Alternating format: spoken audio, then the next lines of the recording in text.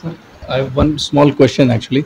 That I mean, nowadays I've met many many people who are saying that actually nowadays book reading is actually a waste of time kind of activity, and it is not regarded as I mean something. It is regarded something which is actually wasting your time. And so, I mean, do you at this after your 45 years of experience in many prominent industries like chemical industries and alkaline industries, do you think that book reading is actually a waste of time, and the people who are reading magazines, books, and newspapers, they are stupid kind of people, and they're just wasting their time? See, it is mistaken belief. Book reading is useless. नहीं तो library इतनी बनी पड़ी है, ठीक है, digital reading has come, but impact कहाँ से आता है? मेरे अंदर कितनी किताबें पढ़ी, मैं अभी भी पढ़ता हूँ. The impact comes from actual reading. The book is in front of you. You feel the words, you feel the spirit written in the book.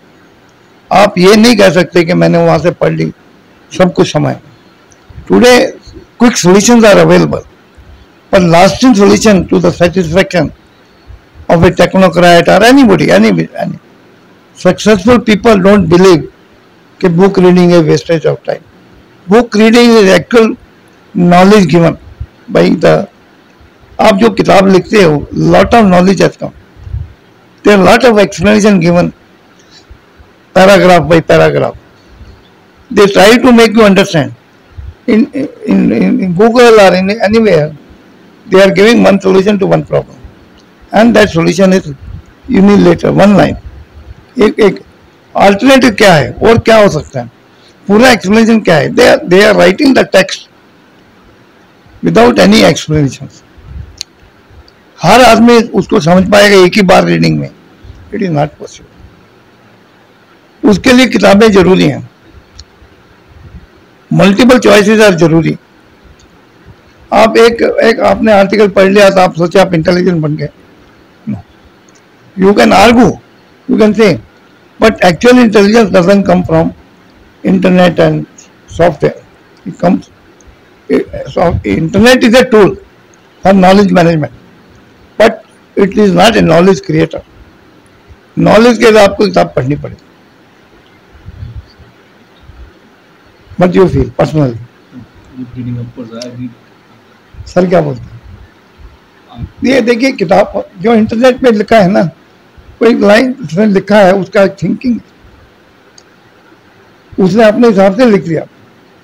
वो थिंकिंग आप अडॉप्ट करते हैं नहीं करते हैं, इज डिफिकल्ट. एक्सप्लेनेशन जब आप क्लासरूम में पढ़ते हैं, एक तो टीचर का एक्सपीरियंस आप शेयर करते हैं, वो मल्टीपल लेवल से आपको समझाता है, एक ही पॉइंट को कई बार समझाता है, तो सबके दिमाग में जाना चाहिए. क्लास में 50 बच्चे हैं, 50 बच्चे कैसे समझे पाए? तो उनको उसकी कोशिश ये रहती है सबको एक वन. इंटरनेट को कोई ऐसी रिस्पॉन्सिबिलिटी नहीं है कि आपको समझाना ही है, उसने तो आपको बताना है भाई ये है, आप समझो या नहीं समझो, आपकी अकलदानी काम करते हैं नहीं करते आप जानो, आप कर रहा हूँ. मैं तो अभी भी पढ़ता हूँ. Reading doesn't make you intelligent. Intelligence is coming from interaction. Knowledge is borrowed and shared. It doesn't come from internet. Otherwise, everybody should be Newton, or everybody should be Danganarth. I'm right. You have to really explore. मैं उन जमाने में अपनी किताबों में underline रख के रखता था, अभी मेरे पास पढ़े हैं. सर, अब से काउंटर क्वेश्चन था कि कुछ स्टूडेंट्स हैं जिनको कुछ मैथ्स में, कुछ साइंस में, या कोई भी दूसरे सब्जेक्ट में कुछ डिफ़िकल्ट चैप्टर्स लगते हैं, तो वो कैसे डिफ़िकल्ट चैप्टर्स या डिफ़िकल्ट जो प्रॉब्लम्स हैं उसको कैसे, उसको सॉल्व करने का कैसा क्या तरीका?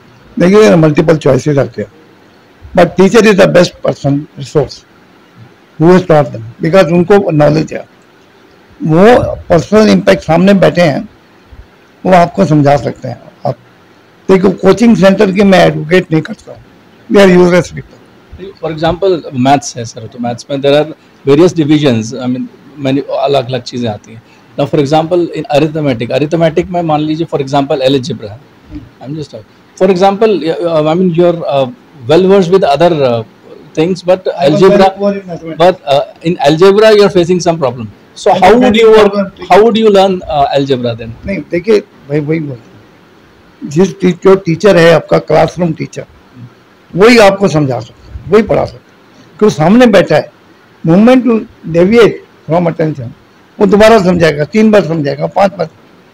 कोचिंग सेंटर वाले या दूसरे लोग नहीं समझाते, वो तो आपको एक सिलेबस क्रैश कोर्स कराते हैं। आपके अंदर कोटा वाले सारे इंजीनियर ना बन जाए। तो जो आपका टीचर है, क्लासरूम टीचर, वही आपका, आप इंटरनेट से पढ़ के समझ सकते हैं, बट पहला लेसन जो है वो आपको टीचर ही देगा, क्लासरूम टीचर जो जानता है अलजेब्रा क्या चीज़ है। a+b² +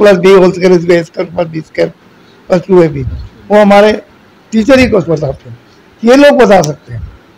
वो लोग वो इंटरनेट क्रैश कोर्सेज सॉफ्टवेयर ये तो लिखा हुआ है ना, बस अब self reading self development course हैं, but very difficult in engineering and technology, very difficult. You have to be, जैसे इंटर्नशिप करते हैं लोग, कैसे करते हैं?